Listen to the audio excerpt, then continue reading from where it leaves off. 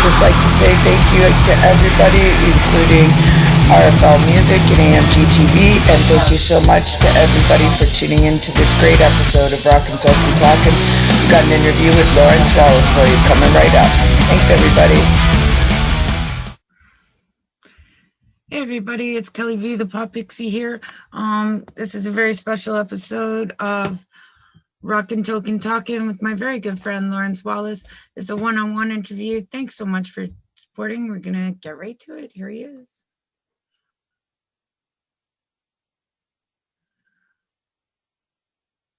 He's gonna. Hello. Hi. I think you have to hit share video at the bottom, maybe. Share screen. At host disabled participant screen sharing. You have it disabled? I don't think so. There we go. Oh yeah, I guess I do. There, I see you. Can you see me? Yeah, well I see there we go. Okay. All right, hey man. So thanks so much for doing this. How are you doing?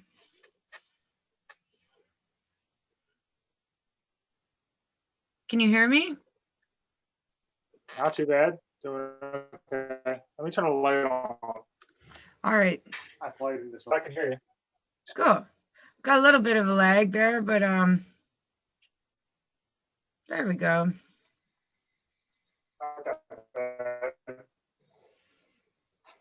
Maybe I'll make my light a little brighter. Still kind of. There we go.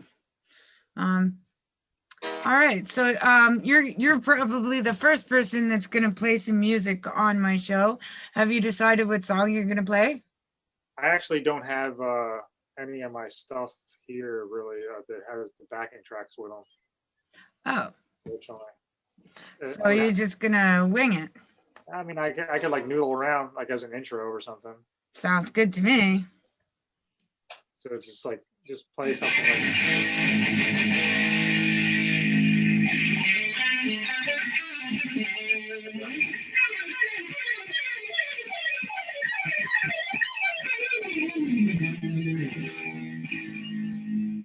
Some noodly thing.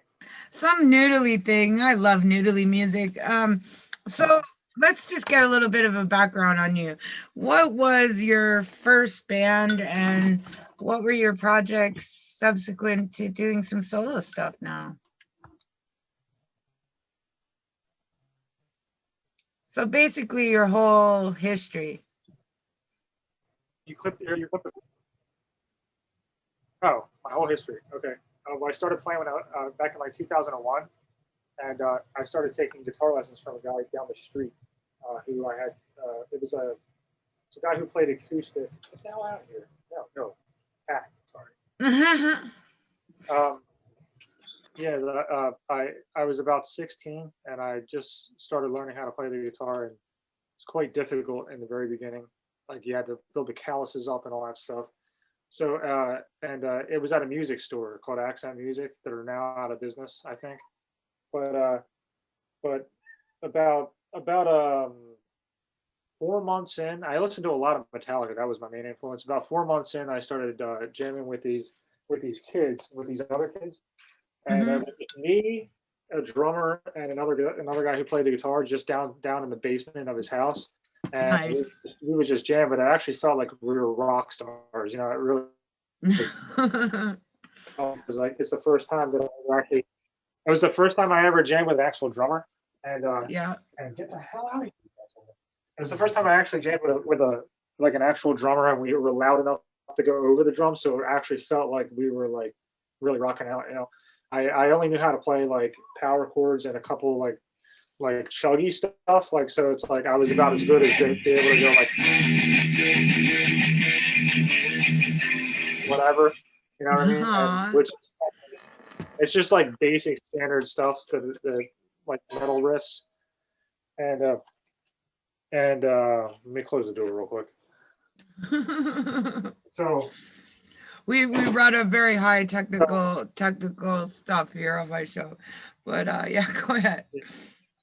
But I mean, that's how I started out playing with them, and it didn't last very long because the kid who asked me to join his band, eventually he started getting a lot more interested in golfing. What? Oh, that's a And a shame. lot less interested in music. So like, music was like one of his hobbies. It wasn't like the main one really. And he started doing other things, and he just kind of lost interest, I guess. So I went elsewhere. Then I started playing with another band from high school, which they were terrible. They blew the speakers on my amp, and we had some bad experiences with that, and their music was really bad. So I ended up quitting that band, and then uh, I got back with the drummer from the prior band, and we started some new thing, which once again didn't go through very well. Uh, we tried a couple different singers, and a lot of them, they were pretty much all bad. Everybody who tried out was terrible, and we couldn't really hold a band together at all.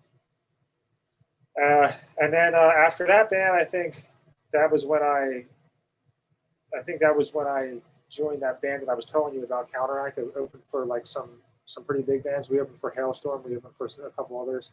Uh, Nice. Yeah. and that that was kind of cool, but that didn't last either. And then there was another band called Improper Burial. It was like a death metal band that I was in. And then after Mhm. that, it was me and Steve with the Serpent of Old, Shadows and the Crypt stuff. Then I started just doing my own thing. So we just kept that. We like when it came down to bands that played out. And this is over everything I'm saying is over the course of years. I was Yeah. in this band, I was in that band, and I was in this band.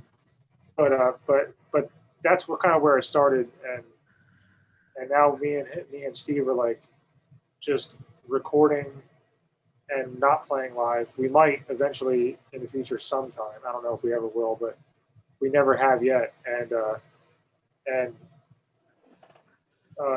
it's just that, and it's just my solo stuff, and I'm not actually playing out at all now. When it comes I to mean, band. that was one of the things about trying to promote Serpent of Old for you guys, is not wanting to play live and not being able to do that, which I think right now, and other people in that group disagree wholeheartedly, but playing live I think is really, really important. And I think now that we've been deprived of being able to do so, more people just want to get out and do it, and more people just want to go to shows more than ever. So I hope that you try to get yourself out there, even as a solo. I think that would be super good. That was just weird because you were just sitting on the bed staring at me, and then it froze and it didn't show you getting up, and you were just superhumanly somewhere else. It was like, bam. Yeah, Um, I had to get up and move because you're clicking so bad. That's the reason why I leaned in. I'm like, what's wrong with this thing? I know. I'm sorry about that.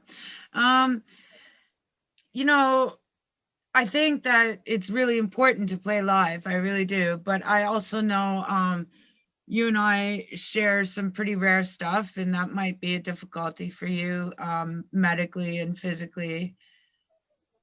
Well, I think I'm pretty good to be able to play on stage. I just can't carry heavy amps and stuff, So yeah, unfortunately. exactly. You are the artist, and everybody else does all the stuff, and you just arrive and be fabulous and leave.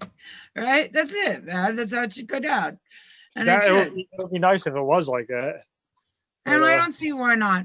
I truly think you're one of the most incredible undiscovered talents that I've ever heard. Like, I really, really do. And I've heard a lot of music recently. So, well, I really hope that happens.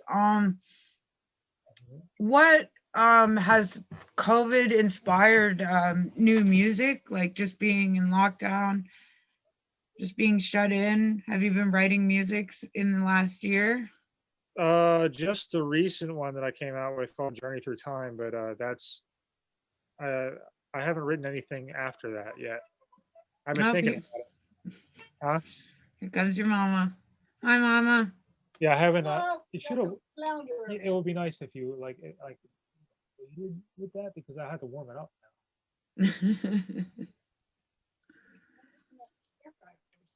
All right, that's cool. Thank you. Everybody needs a good mama bear. Right. Um, I know that um, just being stuck in, I guess, is it freed you up to do more music or less music?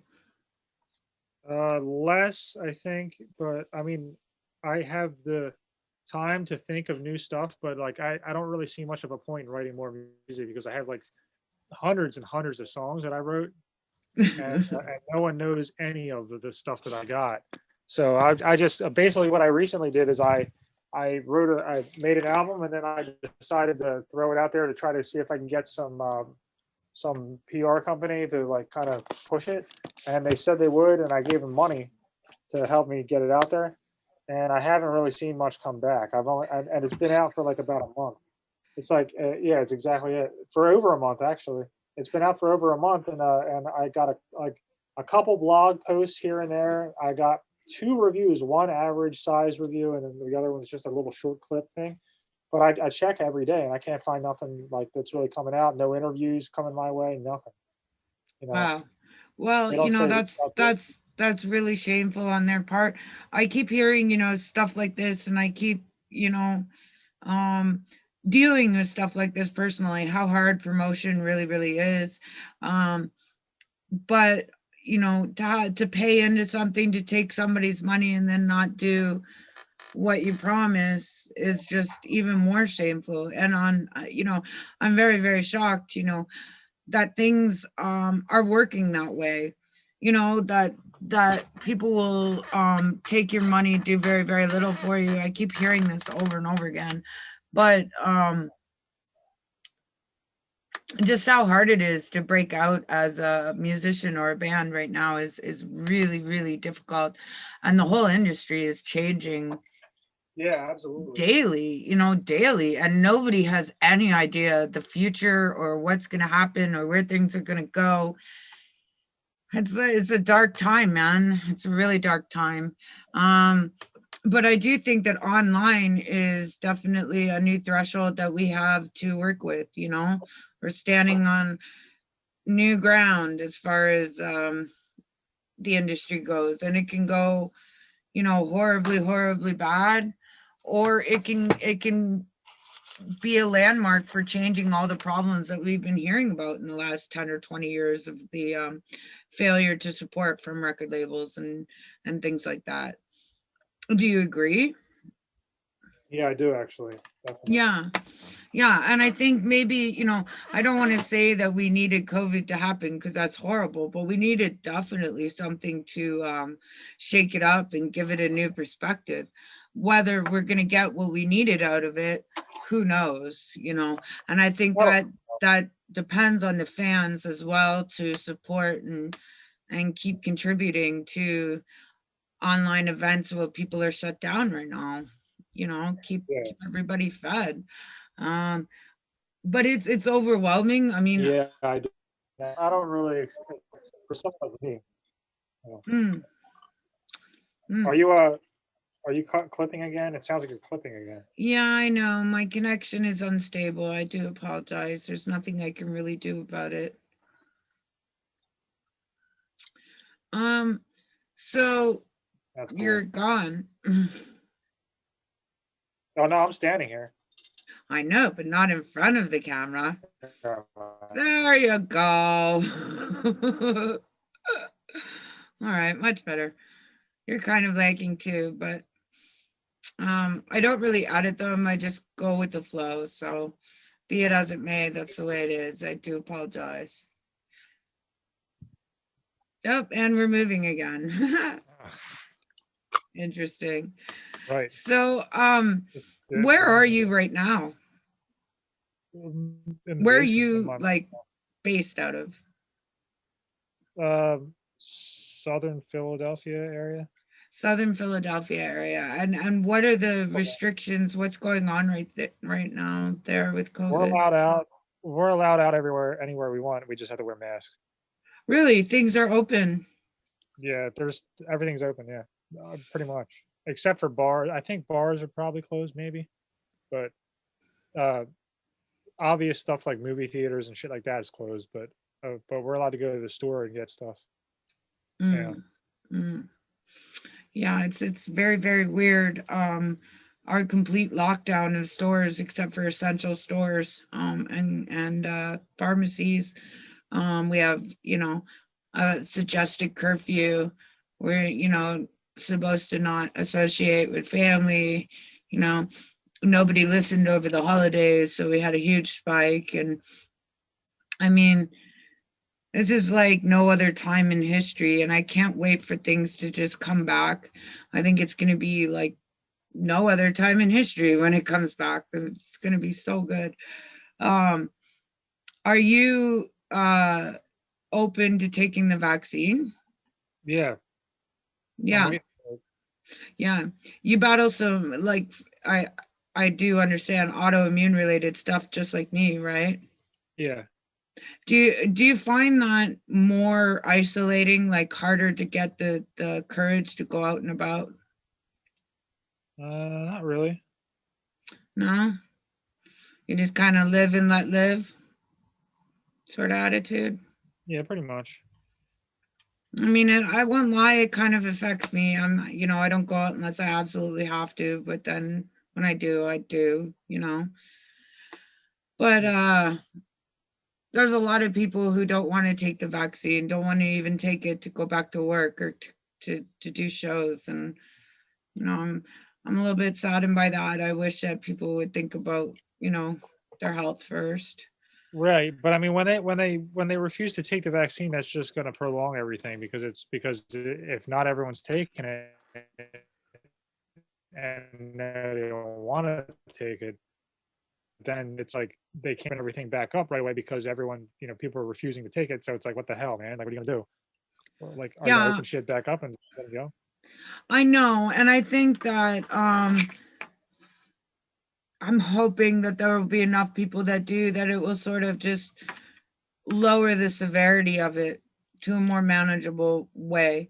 I'm not gonna come down on anybody who has a different point of view of me on it. I understand absolutely the complete fear of it. Yeah. I understand that it's new and people don't understand it and why they're afraid, but I also know that I don't want to fucking get it and I don't want to get sick and I'm really afraid of that too. So Yeah. I just don't know. But it's sad that I'm still hearing that people don't think it's real, that it's all being faked and that it's. I just Uh-huh. can't believe that's still the thought. Even if Uh-huh. it's exaggerated or manipulated by powers or whatever, just hearing that people still think it's not real is really scary. Yeah, that is kind of stupid. And there's a lot of people in that general way of thinking, and enough for it to make a difference, which is sad.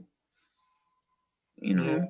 I mean, it's hard to really know anything. Like the way I feel about it is like I only know what I'm told, Hmm. and I can say whether or not I believe it based on what I figured out about it. Hmm. But I can't like I mean, when it comes to these conspiracy theorist types, I can't tell them that they're wrong, but I wouldn't bet that they're right. I would bet that they're probably wrong. That's Right. I mean, there's great debate as to where it came from or why or how it spread or the effectiveness of masks or whatever. But I do feel that it's a very real thing. And I think it's an impossible situation and that people are doing the very best that they can to cope with something that's so out of control. Um, but I definitely am willing to take it. I just don't know how long it's going to take to filter down to people like us. Like you and me are sitting here with, medical conditions where we should be on the first, frontline workers, elderly people, the immunocompromised. I should yeah, be the way it goes, right? And I don't think we'll be seeing that shot for a very, very long time, you and I. exactly. Well, I don't know. I mean, I shouldn't be. I don't know. It doesn't feel like it should be something that's extremely long before it happens, but I mean, they're saying that they want to have every Canadian vaccinated by September, which I think is high hopes because there's always going to be the people that will refuse it. But to have the opportunity to have all of Canada vaccinated by September, it's a pretty big dream. I really hope it happens. But I think it's going to take a long time to get to the poor people. yeah, it took a long time as is just to get to where it is. Like I'm actually surprised. I thought it was going to be over with within a few months. I think everybody did. I think everybody did. We had, I don't know if you remember this, when SARS broke, Toronto had like this 500,000 people freaking concert benefit within a week. It was just huge news, and then over, and then contained, and then we therapized with therapized with music, right? And this Yeah, legendary concert happened, and I was just so expecting that to unfold very quickly, and I'm heartbroken it's taken so long. And I talk to people all over the world, and it's not just here, it's yeah, everywhere. People are just in the same boat, and I think it's going to have a very severe lasting consequence on the psyche of everybody for years to come. yeah. I really do. And I think for once it's like the whole world understand what it feels like to live with the condition like we have. The fear that it kind of projects on our daily life. Everybody's living it right now.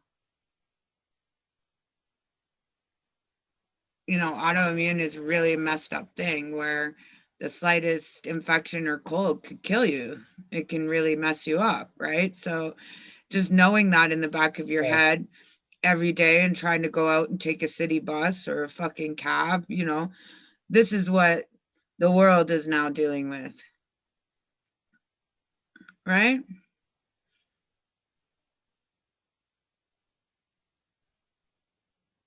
Oh no, we froze. We could. You've got the most serious look on your face. I don't know if it's still recording on my A end. lot of terrible clipping happening. I know, and you have you have the most serious look on your face. Oh Lord. Yeah, I didn't hear any. I don't know how long.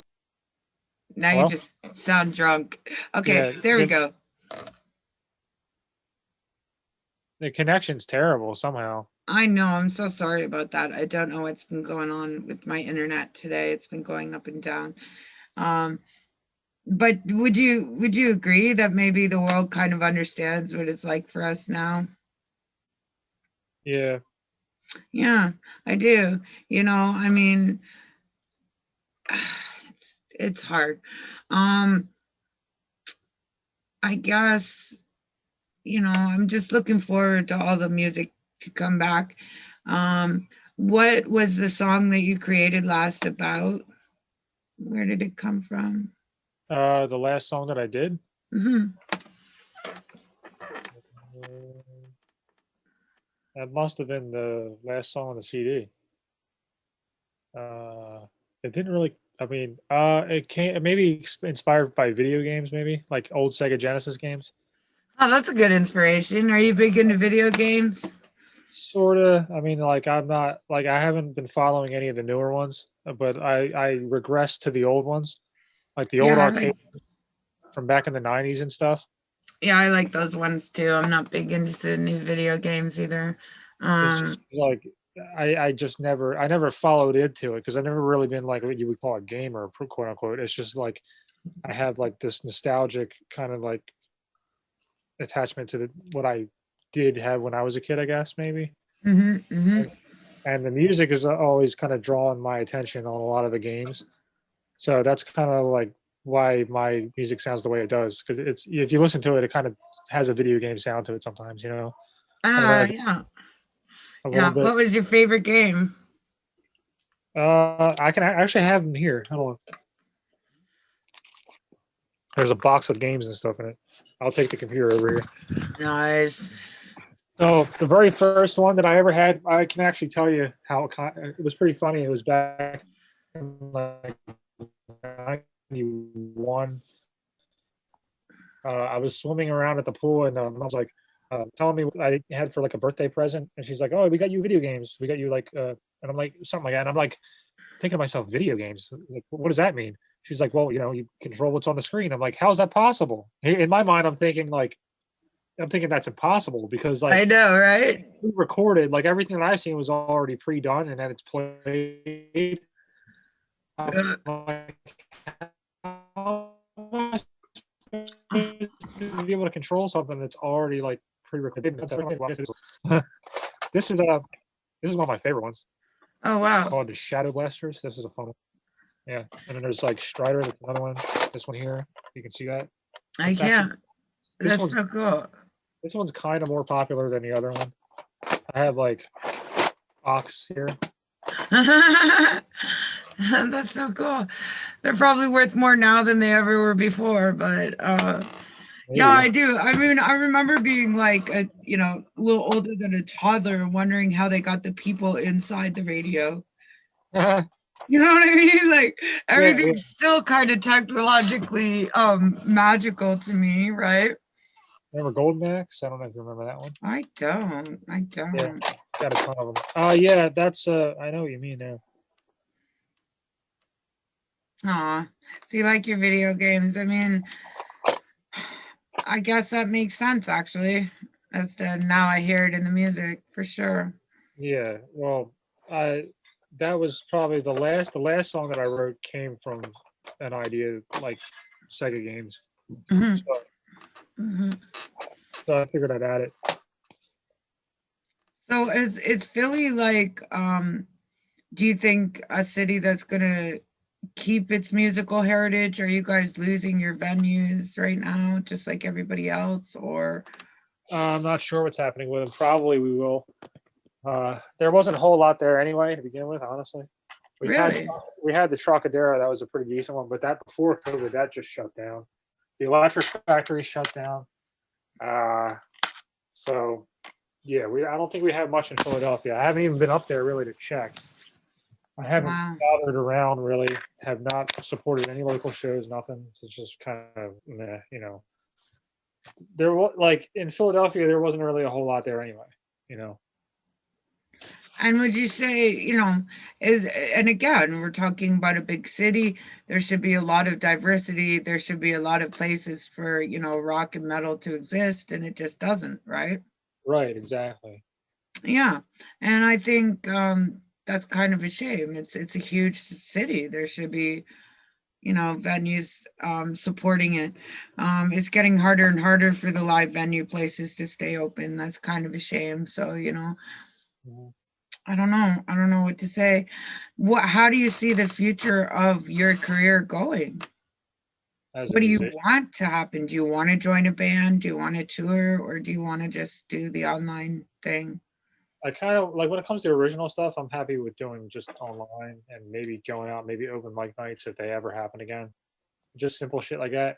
But when it comes to cover songs, I'm down with like I'd be definitely down with joining a cover band and going out and playing because Oh my gosh, joining a cover band. Why a cover band? it's just because I've done it before and it was fun. What band? What cover? It was called Chasing Squirrels. We just covered old '90s songs mostly, like stuff that used to come on like rock radio back in like the '90s and stuff. So if you had to pick one band to do a cover band with, like one famous band, what band would it be? What does that mean? Like Like, would you be a Kiss cover band, an AC/DC cover band, a Metallica cover uh, band? you mean like tribute bands? Yeah.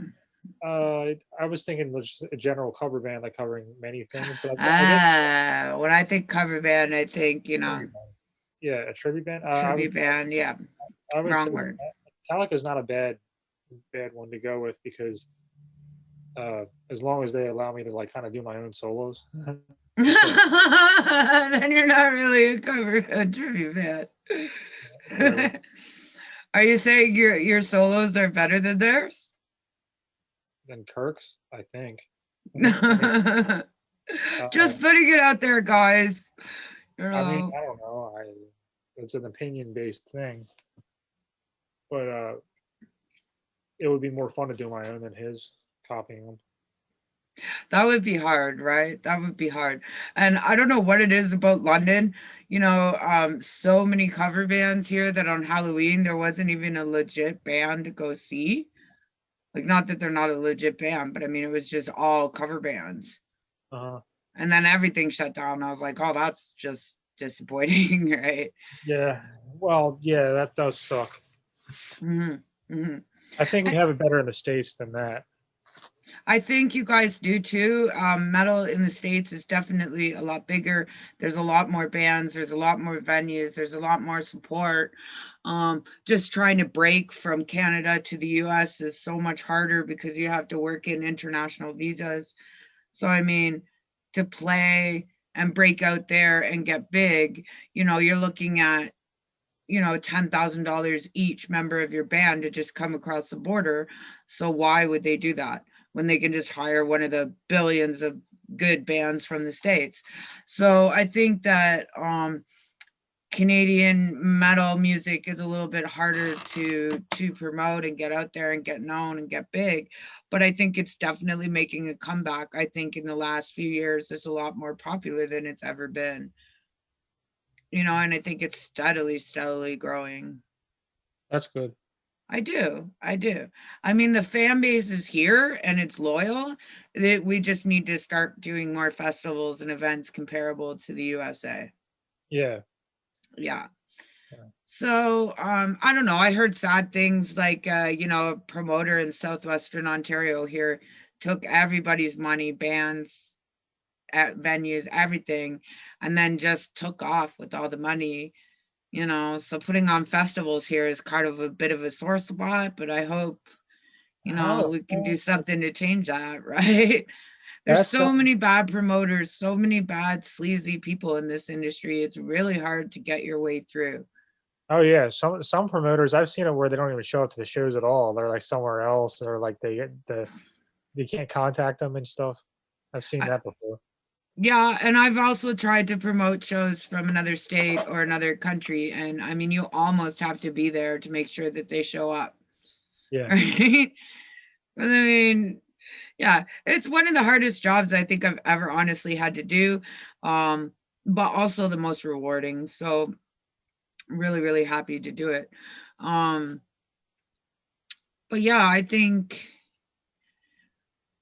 yeah, you should pursue that if that's what you want to do. Is start a little band, like just start a tribute band then, outside of everything else. I maybe. I'm It's seeing, people having great success with just doing like a little weekly jam out of their house on YouTube, yeah. Well, covering songs and just, having fun, right? Way less serious now. yeah, I don't imagine anything like that's gonna work for me in terms of getting people's attention. Why not? Just not. I've tried many different things before. Nothing ever seemed to work. It's Hmm. something that the more is needed than that. I think. I don't know. It I doesn't make any sense. There's some people that get like millions of views over, and the videos are stupid, and everything is just you would expect it not even to be anything, and it is. I know. Watch me do my dog's hair. Like, I mean, just stupid shit, right? Yeah, Or how to apply fake eyelashes. You know what I mean? Stupid shit, right? And then I come across music that's some of the best music I've ever heard. There's like 24 views on it. And some of those are my shows. So hey, it's fine. I mean, I guess the moral of the story, maybe one of the morals of the story you can find with people like Ambo is to just never give up. And you never know, it might come when you least expect it, right? Yeah, I don't know. We might have lost you for good.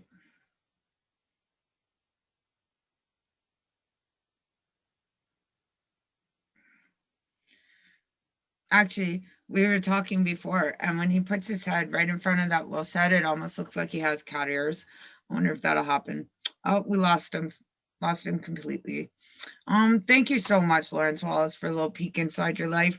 I do think that those little jams, get-togethers, or interviews in people's homes, like I've been doing, is a really awesome way for fans to get to see inside somebody's space, somebody's headspace, their creative space, maybe their studio where they create the things that inspire us so much. So thank you so much for doing these. It's really an honor. Thank you so much, Lawrence, for all your support, your donations to music, and time and effort is incredible. You are truly one of the most gifted guitarists I've ever heard.